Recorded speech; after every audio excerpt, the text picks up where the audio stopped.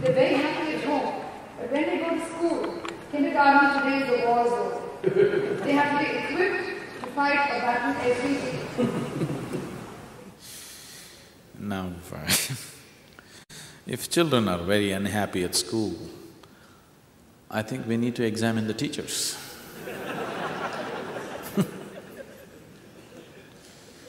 Because it's a natural human trait. It's a natural human trait that when you get to know something that you did not know, it brings much joy to you. Is it so? Yes? Learning is a natural human trait that when you learn something that you did not know, it should make you joyful. If learning is making people miserable, then we have not understood what learning is. Unfortunately, you are not sending your children to school because you want them to know, you want them to learn, you want them to earn. That's why you're sending them to school. It's an unfortunate way to handle education. That's not education. You want them enslaved, so the teachers are doing the job for you. You want them enslaved to what you call as economic well-being, so the teachers are just doing the job for you. You are not sending your children to school because you want them to develop a thirst for knowing, irrespective of whether it's going to make money or not make money, isn't it? So you better change your attitudes about education. We are coming up with a school where the whole whole focus of education is not going to be about suppressive information, but about kindling the thirst for knowledge. If the thirst for knowledge is kindled in the child, you can't stop him from learning. You cannot stop him from learning, he's going to learn anyway. But instead of kindling that, you're suppressing it, beating it down with your idea of what is education, because your idea of education is social status and money. It's a wrong way to approach education altogether. So, children, slowly, these joyful bursting pieces of life slowly become sad like this because you're just misorienting them completely. With the kind of compulsions that you have built within yourself, you're trying to put the same compulsions upon the children, which is not necessary. I find that the concept of your inner engineering as a way of life for children is very difficult because when they have to meet children from different walks of life, a different social milieu, and how does this inner engineering, which I would try to give my children at home, how would that withstand the competition, the pressure, the kind of lifestyle that other children have? How do my children go into this? If I were to… See, the pressure is only because you're putting two absolutely unique beings in comparison. What's your name? Meenakshi? Is there one more person exactly like you on this planet? Huh? No, fortunately so, isn't it? I'm joking. There's only one like you, there's only one like anybody here, isn't it? So each being is an absolutely unique being. That is so for your child also. But now, you're trying to put all of them into the same compartment and compare them about something that they can learn ABC or 1, 2, 3 or something and make them feel better or worse about it. So it's you who brought that competition and comparison because for most parents, it is not about education, it is about first rank. All they want is, they want their children to sit on top of every other child's head. They're not interested in learning, they're not interested in education, they're not interested in career, they're not interested in anything. Their whole effort in their life is how to sit on top of the pile. Isn't it so? Everybody wants to sit on top of the pile, everybody cannot sit on top of the pile. Only few will sit on top of the pile, others will naturally end up at the bottom and get suppressed. Isn't it so? Whatever activity, if our focus is just to sit on top of the pile, naturally many others will get suffocated under the pile. This is bound to happen, there is no other way. So that orientation of education has to go. No, I cannot do anything, the schools are like that. No, schools are just catering to your attitudes. If your attitudes change, the schools will change. They want to run the business the way it works, isn't it? All you want is somehow you want your child to get 100 marks. It doesn't matter what happens to the child. You want your child to get first rank. They're just trying to cater to it because you're paying them, they're trying to fulfill the job. In the course of your activity, the child is getting ruined, but it doesn't matter. Your child is unhappy, it doesn't matter. You want him to be first rank. This is a sickness which has to go. True human genius will not flower if this kind of education happens. True human capabilities will not find expression in competition. True human capabilities will find expression only in absolute relaxation. Your mind, your body will work best, will find fullest expression only when you're joyful and peaceful and quiet within yourself. When you're trying to race with somebody, you're only thinking of doing one step ahead of him, that's all. You're not thinking of what is your ultimate potential to do. We're just ruining a whole generation of people with the kind of schooling we're doing. Sadhguru, you mentioned the school. What is your vision in using education to produce an ideal human being? How do you balance an international standard of education along with spiritual values? So the school that we're talking about right now, there is going to be no spirituality. No spirituality at all. We don't want to bring spirituality into a child's life. We will teach them some simple forms of yoga for mental and physical health, that's different. But no spirituality will be brought to them as a part of education, never. Because spirituality should not be brought about like that.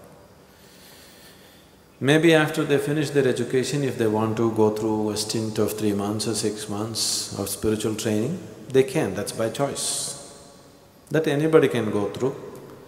But the children who… because the premises also we will move it out, only 1 or 2 years it'll be in the ashram, after that we will move it out close by.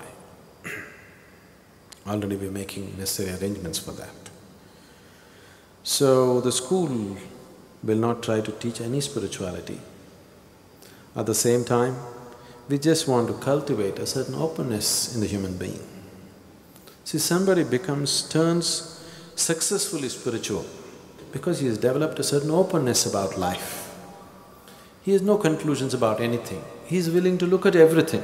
This is something we will cultivate in the child, that the child learns to look at every aspect of life with absolute openness, without prejudice, without any religious, cultural or any kind of inclinations, with absolute openness to every aspect of life. If that happens, whether you talk spirituality to him or you don't, he will anyway turn spiritual.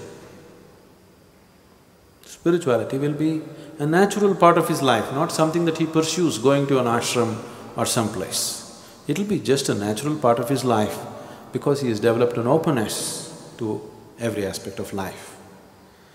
And actually, education was supposed to be that right from the beginning. The very purpose of educating people is to broaden their horizons, isn't it? But you tell me, as people are getting educated, are they broadening their horizons or are they becoming very narrow? See, just let's say 50 years ago, in India there still are such families, but everywhere in the world, people lived in large families. In India, 300, 400 people lived in one house, huge families. There was no big problem, you know.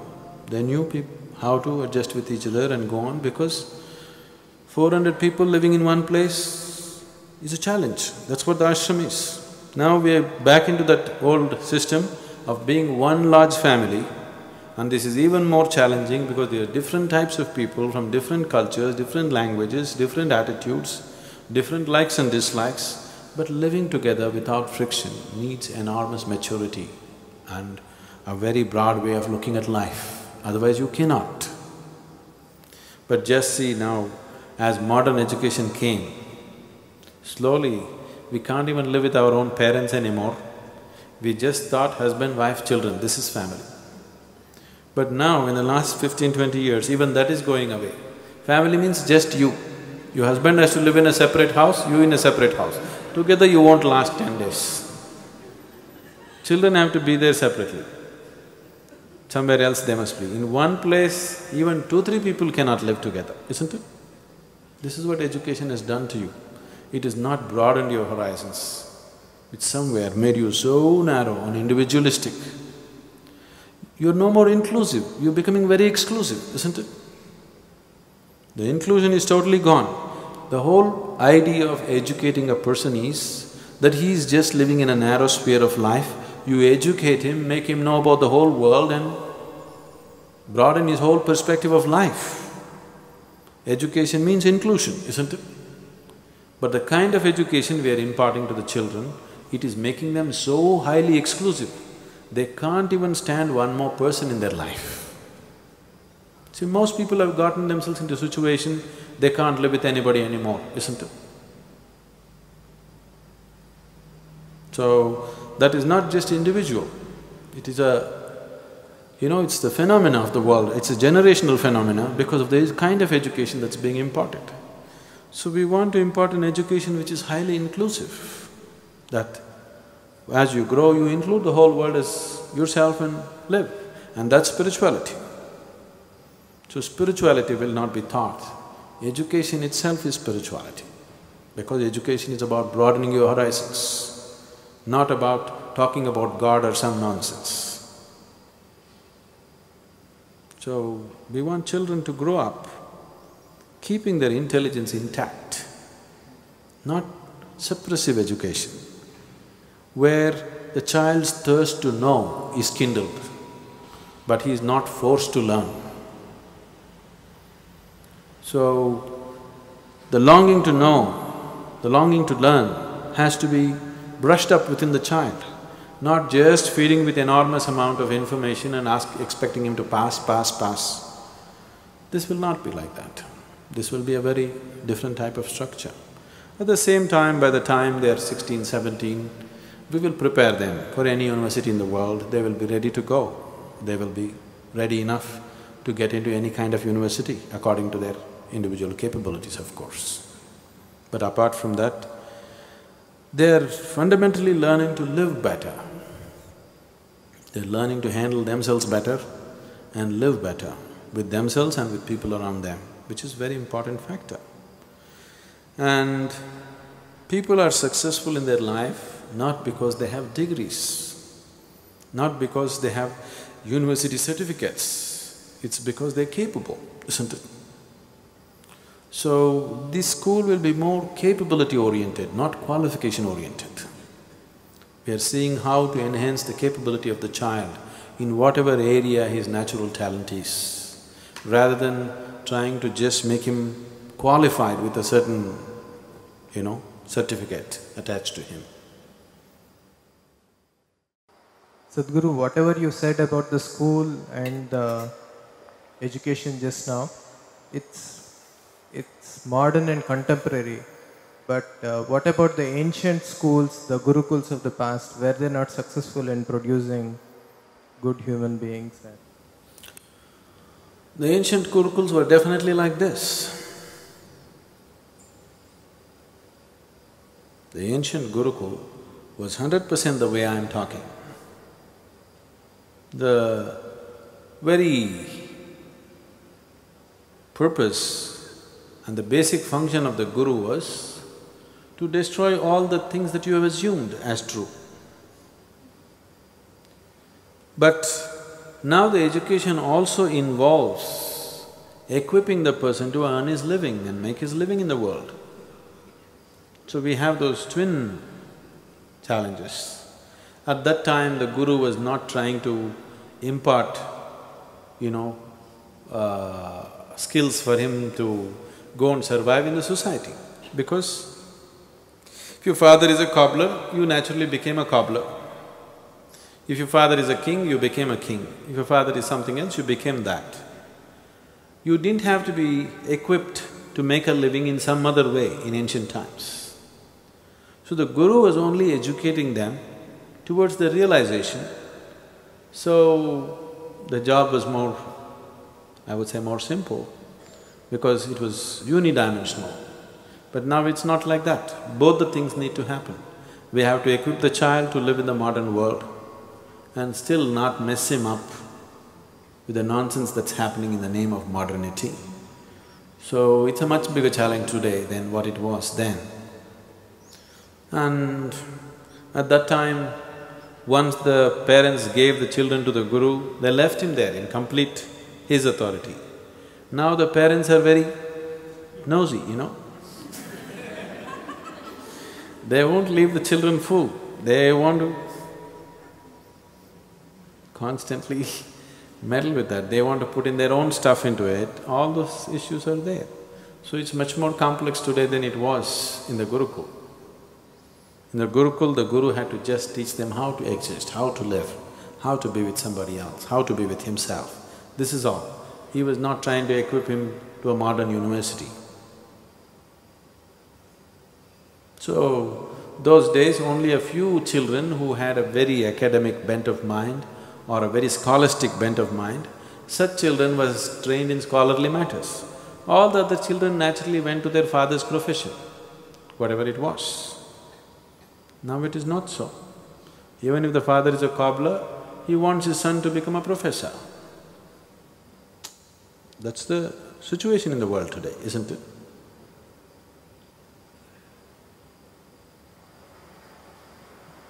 But you're saying there'll be no spirituality in the school, isn't that a shortcoming? I'm saying no spirituality as a teaching, as a method.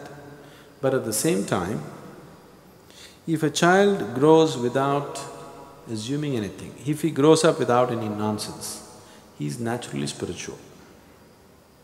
Because if he lives without the influence of other people upon him, if he lives by his own natural intelligence, turning spiritual is a very natural process. Only because most of the people are not living by their natural intelligence, they are living by imposed education upon them. Spirituality is a faraway thing in people's lives. Otherwise, if people live by their natural intelligence, turning spiritual will be a very normal process for most of the people, except a very small percentage who won't go that way for various other reasons. So, when I say no spirituality, we are not going to sit there and talk to them about how to attain enlightenment, what to do, this, no. But at the same time, the education process itself is such where there is no messing with the child, no influence, no religion, no imposition of any kind of ideas or beliefs, where child has to figure out things for himself. If you are allowed to figure out things for yourself, there is no other way but to turn inward, to know things about life. Only if you listen to your Bible or Gita or what this person said or what that person said, then you don't have to turn inward to know. It's already written there. If you don't read any of that stuff, when you start thinking about life, when you start looking at life, the only place to look is naturally inward, isn't it? Where else will you look? One day it happened.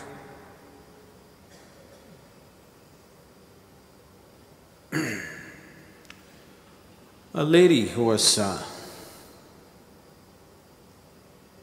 big professor in the university bought herself a home appliance, a little complex home appliance.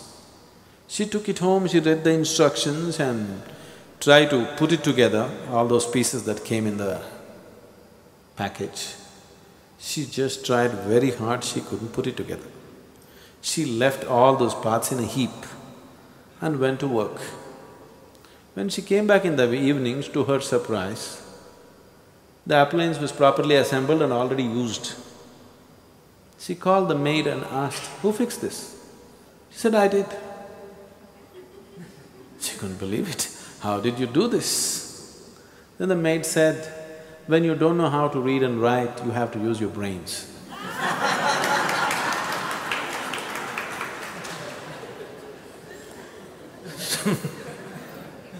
We want to teach the children how to use their brains, not just to read and write. Read and write is important, but using your brains is more important, isn't it? Just see, lots of educated people who are very successful in their careers and things like that, with their own lives, just see what a mess they are. Obviously, they're not using their brains when it comes to their life, isn't it so? The very way they are, it is very obvious they are not using their brains when it comes to their own life.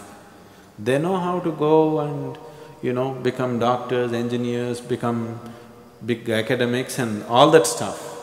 But when it comes to their own life, it looks like they have no brains at all, because they've forgotten how to use it. It's not that they don't have it. So, education should, stimulate your brain, not dull your brain, isn't it? Education should stimulate your intelligence, not take it off. Today, education scientists in the world are saying, if a child goes through 20 years of formal education, 70% of his intelligence is irrevocably destroyed. That means you're coming out as a knowledgeable idiot. And that's a huge disservice to humanity, isn't it? It's a huge disservice to humanity if you're just destroying the child's intelligence, because the future of the world is just in their brains, isn't it so?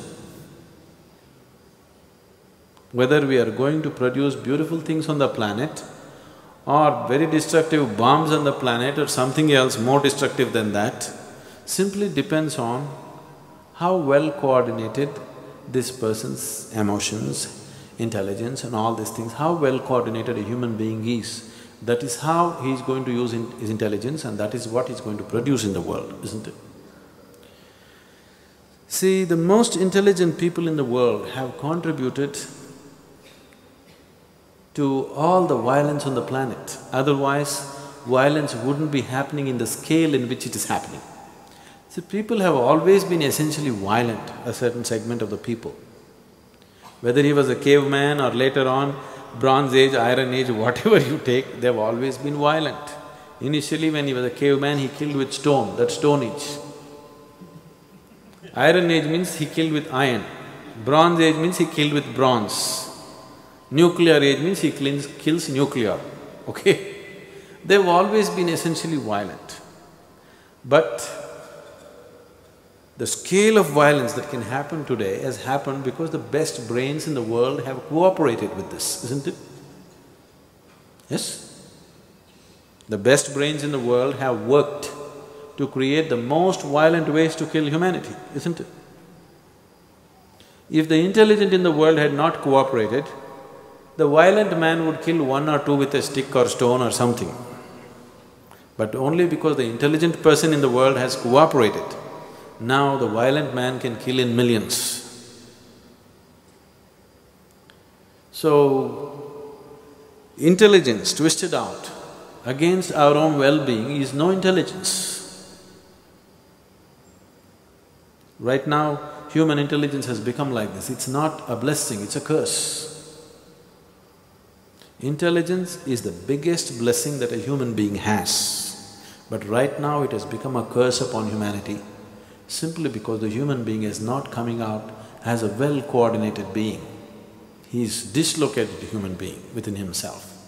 This intelligence is dangerous. If you were like a donkey, you would only kick, nothing more, isn't it? The maximum violence you would cause is kick with both your legs, nothing more. But now human intelligence has become so dangerous. What should have been a blessing has become such a big curse. and education is definitely playing a huge role in that.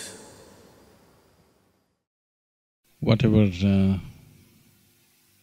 we wish to do with the youth, one thing that the older generations should understand is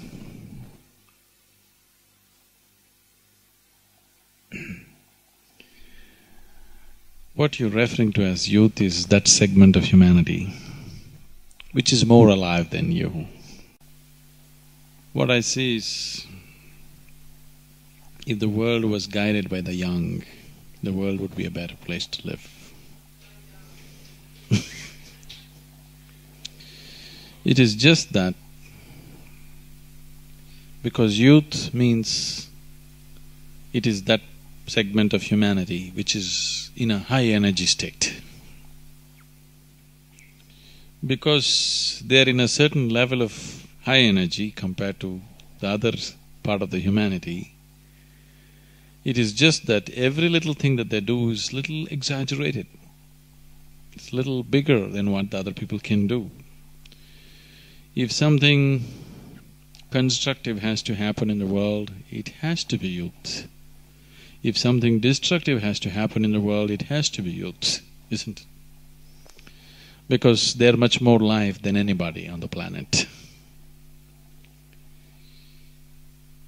So instead of always treating youth as some kind of a disease that needs to be handled, we must understand youth is much more live than the other parts of humanity. It's better to be guided by the youth than trying to fix them to do what somebody else thinks is right. It is just that because they're in a certain state of listless energy, if there is no inspiration, if there is no proper guidance, it very easily turns negative. But otherwise, definitely they're closer to life than anybody. Actually, it would be wonderful if this world was guided by little children, because they're closer to life than anybody else. See, after all, everything that you wish to do on the planet is just for human well-being, isn't it so? Yes? Human well-being means human happiness.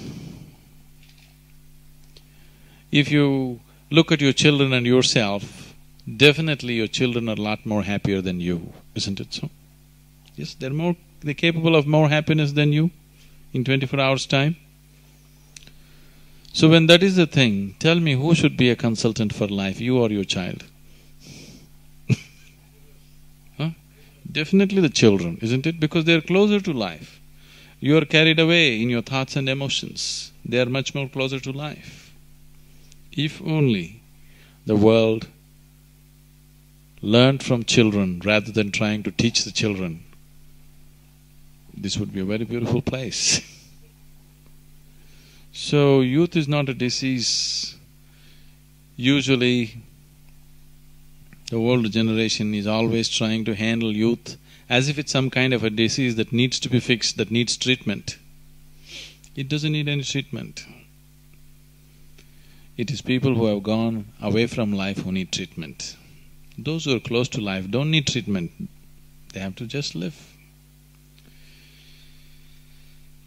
One big lapse that is happening today in the world is our educational systems have become 100% informative. There is no inspiration. Without inspiration, no human being raises beyond the limitations in which he lives. It's only when he's inspired that a human being aspires to go beyond the limitations in which we're existing right now. And today education has become totally bereft of inspiration. A teacher is not somebody that is worth looking up to, unfortunately. Because when it's all information, you can as well get information from an audio or a video or internet or wherever. You don't really have to listen to your teacher. The teacher is not the best means of transmission when it comes to pure information. A book is better, internet is even better. Only if the teacher's role is to inspire people to learn, to create a thirst for knowledge and things like that, only then a teacher's role has something to give. If he is just trying to transmit information, the other means of transmission are better than a human being, because human being can always misinterpret, isn't it?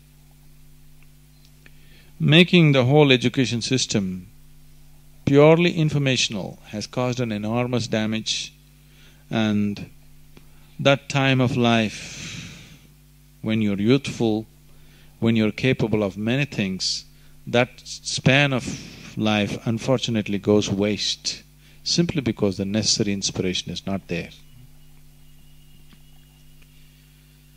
So creating inspiration means, generally, most leaders in the world have always inspired people only by creating an external enemy. If you create an external enemy, you can have everybody on the street. Action, isn't it? But when you point out to people that the real enemy is within you, your limitations are your biggest enemies, isn't it? Whatever your limitations, your fear, your anxiety, your anger, your hatred, whatever the limitations from which one suffers, when you say when the enemy is within you and to inspire, it needs much more commitment and dedication. Unfortunately, dedication and commitment have become such scarce material on the planet. Everybody is thinking of doing one big mela one day and getting the youth inspired into wonderful states. Such things won't happen. It needs a daily, committed, dedicated work. It's a lifelong thing. It's not that today you do something, everything is fixed. There is no such possibility. Unless we are willing to… It's like nurturing a plant, it's like nurturing a tree. If you want it to bear fruit, you have to nurture it every day. Every day you have to water it, every day you have to take care of it. If this dedication is shown by the adults, the grown-ups, you will see youth will do miraculous things. Only because such dedication is missing in the general population, youth seem to be disoriented. They don't know what to do, they'll do their own things. Short-term things. Because everybody is working on short-term goals, youth also work on short-term goals. See, after all, every human being, just every human being in the world, is concerned about human well-being, isn't it? No, there is a criminal, no, there is a thief, no, there is somebody else. They are also concerned about human well-being. It is just that his idea of human well-being is just this human being. Yes? A criminal also is concerned about human well-being, but his idea of humanity is just himself.